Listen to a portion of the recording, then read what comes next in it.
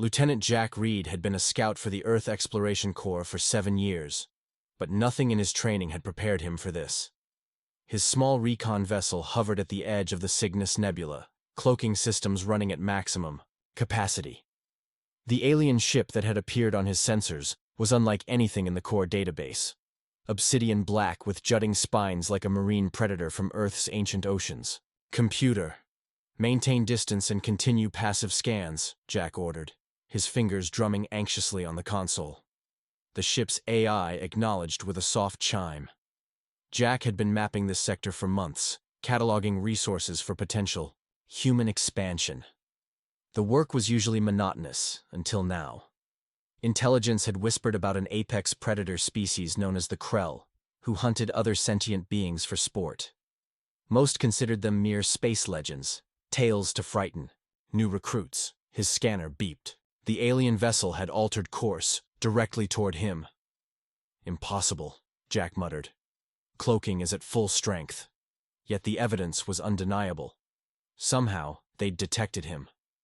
Jack's mind raced through options. He could run, but his small vessel couldn't outpace what intelligence suggested was a Krell warship. Fighting was suicide. That left only one option. "Computer, prepare diplomatic protocols and open a channel."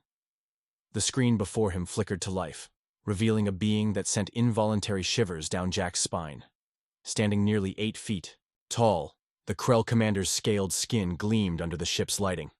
Multiple sets of yellow eyes studied Jack with predatory interest. Bony plates protected its skull and chest, while razor claws clicked rhythmically against the console. "Human," the translator rendered the guttural sounds. "You trespass in Krell space." Jack swallowed. "I apologize for the intrusion. I am Lieutenant Jack Reed of the Earth Exploration Corps, conducting peaceful survey missions." The Krell's mandibles clicked in what Jack realized was laughter. "Your kind is known to us. Soft, fragile, yet interesting. You will provide sport." The translation made Jack's blood run cold. "We have no quarrel with the Krell. I'm alone and on a peaceful mission." "Precisely." The Krell commander leaned closer to the screen. "You are alone, and you will be hunted. It is our way. If you survive 3 cycles, you may leave with your life and a tale worthy of your species." Before Jack could respond, the transmission cut off. His scanner blared warnings as the Krell ship launched smaller vessels, hunting craft. Jack's hands flew across the controls, plotting an escape route into the nebula. The nebula's radiation and dust clouds might give him a fighting chance to evade his pursuers. As his engines pushed to maximum burn, Jack realized he was no longer just a scout. He was prey. And yet, a strange calm settled over him. Humans had evolved as persistence hunters themselves, outlasting faster prey through endurance and intelligence. The Krell thought they were hunting him, but perhaps they didn't understand what they were really facing. A species that had clawed its way to the stars against all odds. "Computer, record a message to Earth Command," Jack said as his ship plunged into the swirling gases of the nebula. "Krell contact confirmed. Hunt protocol initiated. I'm going dark." The game had begun. The nebula's charged particles crackled against Jack's ship hull as he navigated through swirling clouds of cosmic dust. His vessel, the Pathfinder, was designed for stealth reconnaissance, not combat. Its advantages lay in being small, quiet, and exceptionally maneuverable. Jack silenced all non-essential systems, running on minimal power. The Krell hunting vessels, 5 of them according to his last scan, had spread out in a search pattern behind him. Their hulls were built to withstand the nebula's radiation, but their sensors would be compromised just like his. "Hide and seek, on a galactic scale," Jack muttered, eyeing the holographic display of the surrounding area. "Computer, what's the density variation in the dust cloud ahead?" "Density increases by 67% at 300 kilometers, forming a natural corridor with heavy element concentration," the AI responded. Jack smiled grimly. "Perfect." He guided the Pathfinder into the densest part of the nebula, where gases compressed into protostars and asteroid fields tangled together in a cosmic dance. A natural labyrinth, one that would slow down his pursuers and potentially damage their larger vessels. The Krell commander's words haunted him. 3 cycles. Standard Krell cycles were equivalent to about 72 Earth hours. 3 days to outsmart the most notorious hunters in the galaxy. Jack needed to do more than just run. He needed to fight back. The Pathfinder carried limited offensive capabilities, a mining laser, and a handful of probe drones equipped with small explosive charges for clearing asteroid paths. Not weapons, but tools that could become weapons in desperate hands. Jack programmed 2 drones with a simple mission, and launched them deeper into the nebula. Then he positioned his ship behind a large metallic asteroid, powered down completely, and waited. Hours crawled by. The Pathfinder's passive sensors detected a Krell vessel approaching, following the path Jack had deliberately taken. Jack's hands tightened on the controls as he watched the Predator ship glide past his hiding spot, just 500 meters away, close enough to see the collection of trophies, alien body parts, displayed on its hull. "Come on," Jack whispered. "Just a little further." When the Krell ship reached the coordinates Jack had programmed, the first drone detonated. The explosion wasn't powerful enough to destroy the hunting vessel, but it destabilized the surrounding dust cloud, creating a momentary blindness in the Krell's sensors. The second drone fired its mining charges at precise points on the nearby asteroid field, creating a chain reaction. The result was spectacular, a cascading wall of rock and ice that slammed into the Krell vessel, sending it tumbling end over end through space. Jack didn't wait to see if the ship recovered. He powered up the Pathfinder and shot away in the opposite direction, using the debris cloud as cover. "Computer, analyze Krell communication frequencies. Are they signaling for help?" "Affirmative. The damaged vessel is broadcasting to the others. They are converging on its position." Jack nodded. "Let's put some distance between us." The first day passed with Jack employing hit-and-run tactics, using the nebula's natural hazards against his pursuers. He managed to damage another Krell vessel by luring it into a region of intense radiation that overloaded its shields. As the nebula's light dimmed in the artificial cycle of ship time, Jack allowed himself a brief moment of rest. His mouth was dry, his eyes burned from constant vigilance, but a spark of hope had kindled in his chest. They can be outsmarted, he told himself. They can be beaten. But as he drifted into an uneasy sleep, the Pathfinder's sensors failed to detect the microscopic tracking devices the Krell had been seeding throughout the nebula. Devices now attaching themselves to his hull, silently betraying his position. Jack woke with a start, his combat instincts firing before his conscious mind caught up. Something was wrong. The ship was too quiet, the nebula outside too still. He checked his sensors and found nothing. No Krell signatures within range. "Computer. Diagnostic scan. Warning. Foreign objects detected on hull exterior. Composition suggests Krell technology." Jack's blood ran cold. "Tracking devices? Probability 97.3%. Cursing, Jack realized his mistake. While he'd been cleverly using the nebula to hide, the Krell had been hurting him, tracking his movements. With microscopic drones, they weren't just hunting, they were playing with him. "Computer, can we remove them?" "Negative. External maintenance requires EVA procedures." Jack nodded grimly. "Then we changed tactics." If the Krell knew where he was anyway, stealth was no longer his primary advantage. He needed to become more than prey. He needed to become a predator himself. The Pathfinder carried an EVA suit designed for scout operations. Jack suited up, grabbed his toolkit, and prepared for the most dangerous spacewalk of his career. The airlock hissed open, exposing him to the nebula's swirling beauty and deadly radiation. Attached to the ship by a tether, Jack collected several of the tracking devices. Rather than destroying them, he carefully removed them from the hull. Back inside, he examined them under the ship's scanner. "Ingenious," he muttered. The devices were smaller than his fingernail, powered by ambient energy from the nebula itself. "Computer, can we reprogram these?" "Negative. However, they can be manually transported to alternative locations." Jack smiled. "Perfect." Using the ship's maintenance drone, Jack dispatched the trackers to nearby asteroids, creating a constellation of false positives for the Krell to chase. Then he activated the Pathfinder's engines and shot deeper into the nebula, toward its heart where a young star was forming. The heat and radiation would be intense there, dangerous for his ship, but equally dangerous for the Krell. It was a gamble, but Jack had analyzed the Krell vessel's hull composition. Their ships were built for stealth and attack, not for withstanding prolonged exposure to stellar formation processes. As the Pathfinder approached the protostar, alarms blared. Warnings. The ship's shield strained against the increasing radiation. Computer, find me the optimal distance to maintain. Close enough to hide in the radiation, but not so close we cook ourselves. Calculating. Optimal position located. Warning. Shield. Integrity will deteriorate after 4.7 hours at this position. Jack nodded. Then we won't stay that long. He positioned the Pathfinder in the protostar's corona, where superheated gases and radiation created a natural shield against detection.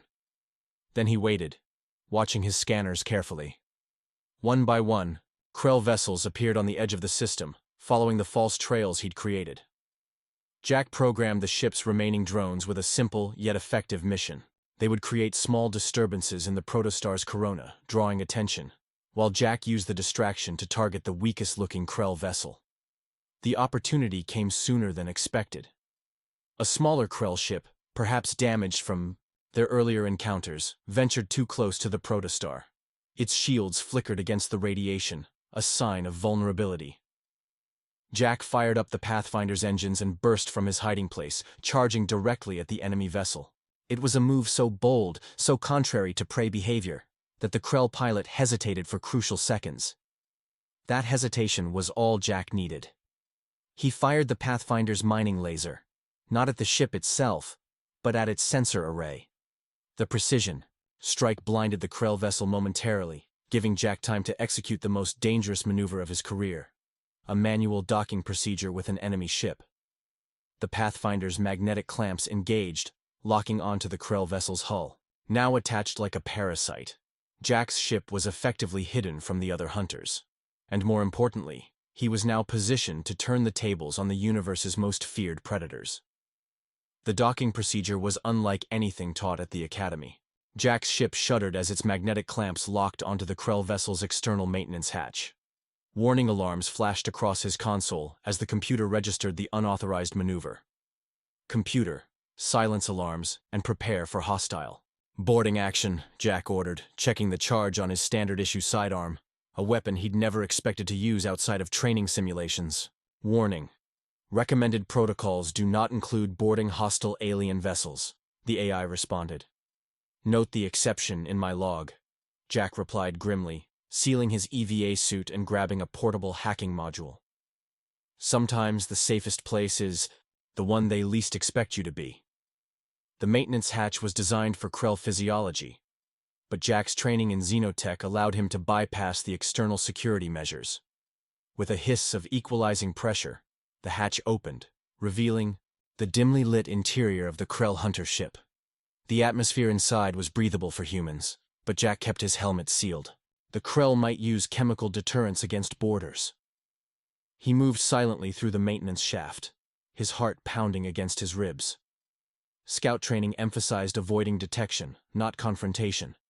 But Jack's situation had moved well, beyond standard protocols. He emerged into a corridor lit by an eerie amber glow. The architecture was all sharp angles and exposed machinery, pragmatic, utilitarian, designed to intimidate. Jack consulted the small holographic display on his wrist, showing the electromagnetic readings of the ship. The power core was 3 levels below, and the bridge 2 levels above. A sound from around the corner froze Jack in place, the distinctive clicking mandibles of a Krell. He pressed himself against the wall as a single Krell warrior passed by, armored and carrying what appeared to be a ceremonial spear alongside more advanced weaponry. Jack waited until the warrior was gone before continuing towards the ship's communication hub. If he could access their systems, he might be able to disrupt the coordination between the hunting vessels. The communication room was mercifully empty. Jack connected his hacking module to the alien interface and began downloading their hunting protocols and communication codes. The module's translation algorithm struggled with the complex Krell language, but managed to extract key tactical information. So that's how they do it, Jack whispered. The Krell weren't just tracking him. They were herding him toward a specific location known as the Killing Field, a region of space where the nebula's radiation formed a natural arena. There, according to their traditions, the final confrontation would take place. Jack was so engrossed in the data that he failed to notice the approaching footsteps until it was almost too late. He disconnected his module and slipped behind a column of pulsing machinery just as two Krell entered the room. "The human has evaded the primary net," the first one said, its words translated by Jack's suit. "It shows cunning unusual for such soft prey." "The hunt leader is impressed," the second replied. "He says this one may earn the blood mark if it survives another day." "None survive the blood mark hunt. It will die like the others." The Krell moved to the communication console, inputting commands that Jack couldn't see from his hiding place. He needed to move, to continue his mission, but he was effectively trapped. Then an idea formed. Dangerous, potentially suicidal, but possibly his only chance. Jack reached for his sidearm, adjusted the setting to maximum stun, and took a deep breath. In one fluid motion, he stepped out from behind the column and fired twice. The Krell, caught completely by surprise, dropped to the floor before they could sound an alarm. Jack moved quickly, downloading the rest of the data before heading back toward his ship. But as he turned a corner, he came face to face with the hunt leader himself, the same imposing Krell who had addressed him via viewscreen. The Krell's yellow eyes narrowed, and his mandibles clicked rapidly in what Jack recognized as alarm. "Human," he growled. "You dare?" Jack raised his weapon, but the hunt leader moved with shocking speed, knocking the sidearm away with a swipe of his clawed hand. Jack stumbled backward, knowing that in physical combat, he stood no chance against the larger, stronger alien. "Your kind surprises me," the hunt leader said, unsheathing a serrated blade from his armor. "But the hunt must conclude properly." Jack backed away, searching desperately for an escape route.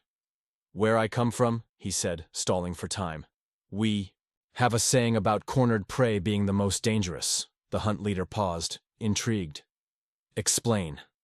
That momentary hesitation was all Jack needed. He slapped a small explosive charge, his last one, onto the wall panel beside him and dove through a side passage. The explosion rocked the corridor, triggering the ship's alarms and creating enough confusion for Jack to make his escape. He raced back to the Pathfinder, sealed the hatch behind him, and disengaged from the Krell vessel, just as internal security teams converged on his location. "Computer, maximum thrust! Get us away from here!" The Pathfinder shot away from the wounded Krell vessel, diving back into the nebula's concealing clouds. But now Jack wasn't running blindly. He had their hunting strategies, their communications, protocols, and a daring plan forming in his mind. The hunted had truly become the hunter. The region of space the Krell called the killing field was a natural phenomenon that Jack might have found beautiful under different circumstances. Ionized gases swirled in vibrant patterns, creating a roughly circular arena 15 kilometers in diameter. The radiation from the protostar interacted with the nebula's unique composition to form this stable pocket, where sensors functioned with unusual clarity. Jack guided the Pathfinder to the edge of this arena, using the data stolen from the Krell vessel to find a temporary hiding spot. According to their traditions, the final hunt would take place here, with all remaining vessels converging to witness the kill. "Computer, how long until the third cycle is complete?" 11 hours, 17 minutes until completion of the third Krell cycle, Jack nodded grimly. "And our status? Life support at 82%, propulsion at 74%. Weapons systems at 39% capacity. Not optimal, but not hopeless either." Jack had spent the past hours poring over the Krell data, learning everything he could about their hunting rituals.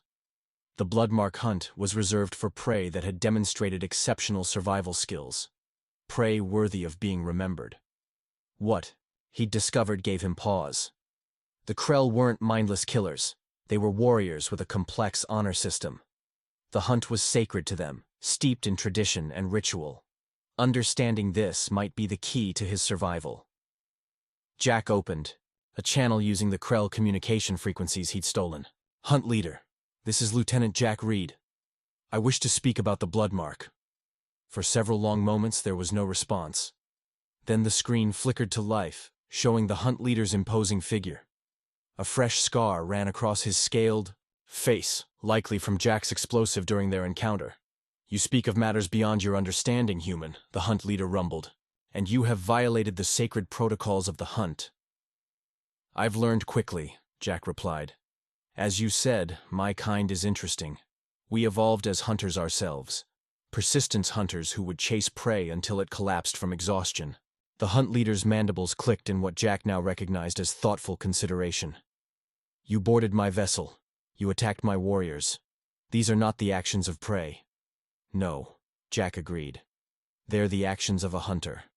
I propose we settle this as equals, hunter to hunter. A long silence followed. Jack could see other Krell gathering behind their leader, mandibles clicking rapidly in what must be heated discussion. Finally, the hunt leader leaned forward. The blood mark is given only to those who have proven their worth. You have shown cunning and courage, but the final test remains. Enter the killing field alone, and face me. If you survive until the third cycle completes, the blood mark will be yours, and you will leave our territory untouched. Jack swallowed hard. And if I refuse, then all our vessels will destroy you where you hide. There is no escape, human, only honor or death. The transmission ended. Jack sat back in his pilot seat, considering his options. Going into the killing field meant facing the hunt leader in single combat. Certain death given the Krell's physical superiority. Yet refusing meant certain death as well, as the 5 Krell vessels would simply overwhelm his defenses. Computer. Analyze the killing field's electromagnetic properties. Analysis complete. The field contains unusual concentrations of charged particles that enhance sensor capabilities but potentially interfere with weapons targeting systems. Jack nodded slowly, an idea forming. And what about our modified mining laser? Could it be adapted to disrupt those charged particles? Theoretical. Calculations suggest a 62% probability of success, assuming optimal targeting conditions. It wasn't great odds, but it was something. Jack spent the next hour modifying the Pathfinder's mining laser, reconfiguring it to emit a broader spectrum pulse that might temporarily blind Krell optical systems. As the deadline approached, Jack piloted the Pathfinder into the killing field. 5 Krell vessels formed a perimeter around the arena, their weapon systems powered down in accordance with their hunting traditions. At the center waited a single Krell shuttle, the hunt leader's vessel. Computer, open a channel. The hunt leader's face appeared on screen. You have chosen honor, human. Impressive. I have a name, Jack replied. It's Jack Reed. And where I come from, we have our own traditions about honorable combat. The hunt leader's yellow eyes seemed to gleam with interest. Speak of them. In ancient times, warriors would meet on equal terms, with agreed-upon weapons and rules. No advantages, no tricks. Jack paused. I can't breathe your atmosphere unprotected, and I can't match your physical strength. So I propose a different contest. Ship against ship, pilot against pilot. The Krell leader considered. This. You wish to change the nature of the bloodmark hunt? This has never been done. You said my kind is interesting, Jack reminded him. Prove it by adapting your traditions just this once. After a long moment, the hunt leader inclined his head. It shall be as you say, Jack Reed. Ship against ship. The hunt ends when one vessel can no longer fly, or when the third cycle completes. Begin. Without warning, the Krell shuttle accelerated toward the Pathfinder, weapons ports opening. Jack threw his ship into a steep dive, barely avoiding the first barrage of energy weapons. The battle had begun. The Krell shuttle was twice the size of the Pathfinder, heavily armed and armored. Its weapon systems were designed for the hunt, precise, lethal, and optimized for smaller targets. Jack's ship was outmatched in nearly every category except one: maneuverability. Jack pushed the Pathfinder into a series of tight rolls and spins, using the ship's superior agility to stay just ahead of the Krell's targeting systems. The killing field's unique electromagnetic properties worked in his favor, forcing both vessels to rely more on visual tracking than computer guidance. Computer, divert power from life support to engines and shields. Keep just enough to maintain consciousness. The air in the cockpit grew thinner and colder as the computer complied. Jack's breath formed small clouds in front of his face, but the Pathfinder responded with increased speed and resilience. The hunt leader was a formidable pilot, anticipating Jack's evasive patterns and herding him toward the edge of the arena, where the other Krell vessels watched. Jack realized the strategy too late. If he crossed the boundary, it would be considered a forfeit under their rules. He yanked the controls hard, forcing the Pathfinder into a maneuver that strained both ship and pilot. The G-forces pushed him deep into his seat as the ship inverted and shot directly over the pursuing Krell shuttle. "Now," Jack commanded, activating the modified mining laser. The weapon fired, not at the Krell vessel itself, but at the charged particles in the arena around it. The effect was immediate, a blinding flash of ionized gas that temporarily scrambled optical sensors.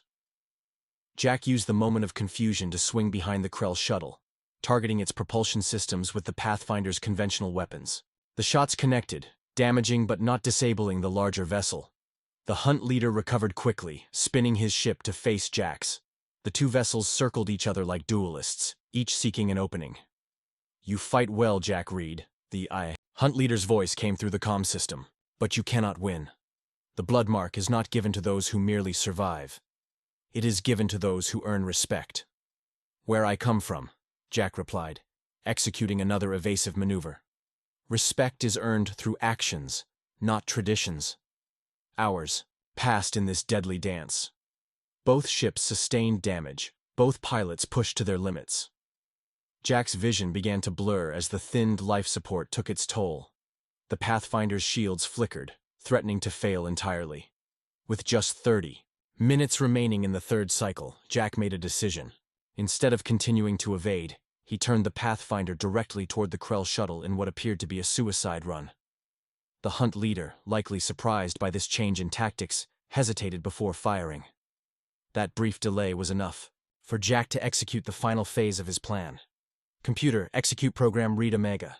The Pathfinder's systems reconfigured, channeling all remaining power into a single, concentrated electromagnetic pulse, a modification Jack had programmed during his study of the killing field's unique properties.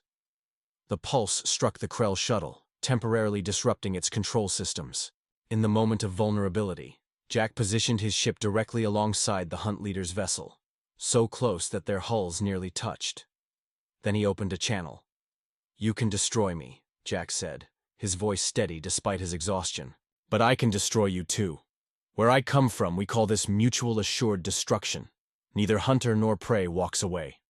A tense silence followed. The Pathfinder's sensors showed the other Krell vessels moving closer, weapons charging. Finally, the hunt leader responded. "You position yourself as an equal, not prey, but hunter.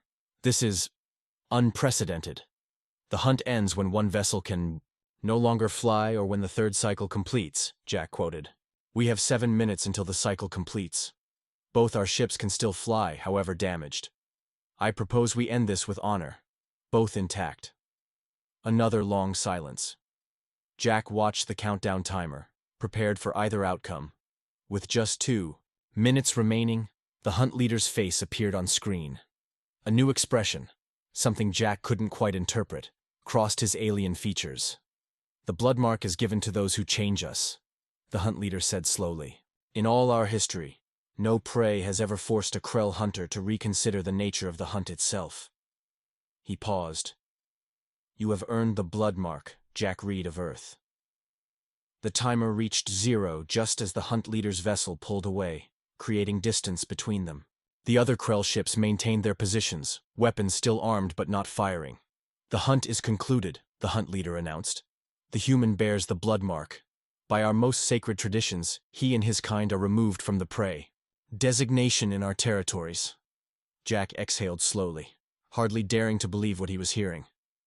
"And what does that mean exactly?" "It means, hunter to hunter, that your species has earned our respect. The blood mark grants you safe passage through Krell space, not as prey, but as equals. Few species have ever achieved this distinction." The implications were enormous. Jack had not only survived but had established humanity's first diplomatic relationship with one of the most feared species in known space. "Computer," he said quietly, "record all of this for Earth Command. They're going to want every detail." 2 months later, Jack stood at attention before the assembled Admiralty of Earth Command. The chamber was silent as they reviewed the full report of his encounter with the Krell, including the sensor data, communications records, and the strange ritual marking now permanently etched onto his forearm. The blood mark, Admiral Winters, A stern woman with 4 decades of military service studied Jack with an unreadable expression. Lieutenant Reed, your actions violated at least 7 protocols regarding first contact scenarios. You engaged in combat with an unknown species, boarded their vessel without authorization, and participated in an alien ritual that permanently altered your body. Jack maintained his composure. Yes, Admiral. And yet, she continued, you've also established humanity's first diplomatic channel with a species that has terrorized 3 sectors of space for centuries. The Krell ambassador vessel that arrived last week is the first peaceful contact they've initiated with any species. In recorded history, a murmur ran through the assembled officers. The Admiral stood, approaching Jack with measured steps. The Krell hunt leader, who now calls himself Ambassador Vrock, has requested that you serve as humanity's representative in further discussions. He claims that only one who bears the blood mark can truly speak for humanity in their eyes. Jack hadn't expected this. I'm a scout, Admiral, not a diplomat. And yet diplomacy is exactly what you achieved when conventional wisdom would have resulted in your death, and potentially a new enemy for Earth. She paused. Sometimes, Lieutenant, the best person for a job is the one who rewrites the rule book. 3 days later, Jack found himself aboard the United Earth diplomatic vessel Concordia, approaching a designated meeting point in neutral space. Ambassador Vrock's ship, significantly less intimidating than the hunting vessels, waited there. Jack touched the blood mark on his arm, still coming to terms with its significance. The Krell xenobiologists had explained that it was more than a simple tattoo. It contained genetic material from the hunt leader himself, a biological signature that any Krell would recognize and respect. Nervous? Asked Dr. Mira Ellis, the xenoanthropologist assigned to the mission. Wouldn't you be? Jack replied with a slight smile. 3 months ago, I was mapping resource deposits. Now I'm helping negotiate humanity's first treaty with a species that until recently considered us acceptable targets for sport hunting. The communication screen activated, showing Ambassador Vrock. The Krell no longer inspired fear in Jack, just a complex mixture of respect and cautious optimism. Hunter Jack Reed, Vrock greeted him, using the honorific that the bloodmark bestowed. Your kind continues to surprise us. We expected your leaders to send experienced negotiators, not the one who earned the mark. My leaders understand the value of personal connection, Jack replied. And I understand the Krell in ways our negotiators can't. Vrock's mandibles clicked in what Jack now recognized as approval. Then let us begin a new chapter between our peoples. The Krell Dominion has much to offer an alliance that we never would have shared with prey species. As the diplomats from both ships began their formal introductions, Jack reflected on how quickly life could change. He had gone from being hunted to becoming the bridge between 2 powerful species. The universe had a strange sense of humor. Later, as the initial meetings concluded and the diplomats retired to prepare for the next day's negotiations, Jack found himself alone with Ambassador Vrock in the ship's observation lounge. You've changed us, Vrock said without preamble. The blood mark is given perhaps once in a generation, but never before has it led to this, a reassessment of our oldest traditions. Is that difficult for your people? Jack asked. Change always is, Vrock replied. But the greatest hunters adapt or they die. Your species taught us that we had become predictable. Dangerous, yes, but predictable. And that is the beginning of stagnation. Jack nodded. Where I come from, we have a saying. The most dangerous predator is the one that can change its mind. Vrock's alien features formed what Jack now recognized as the Krell equivalent of a smile. Then perhaps humans and Krell are not so different. After all, Hunter Jack Reed. Both apex predators, both adaptable, both capable of seeing beyond our instincts. As they stood together looking out at the stars, Jack thought about how thin the line between predator and prey really was, how easily roles could be reversed. The Krell had hunted humans thinking them mere sport, only to discover equals who forced them to evolve. And humanity, so often focused on its fragility among the stars, had discovered its own strength, the same tenacity and ingenuity that had allowed a lone scout to face the universe's fiercest hunter, and not only survive, but change the hunter itself. Earth Command would undoubtedly study this first contact for decades, extracting lessons and protocols for future encounters. But Jack suspected the most important lesson was the simplest. In the vastness of space, respect was the only currency that truly mattered, and it could be earned in the most unexpected ways. The blood mark on his arm pulsed slightly, a reminder of the thin line between life and death, between enemy and ally, between hunter and hunted. Jack had crossed that line, and in doing so, changed the course of two species forever. The end.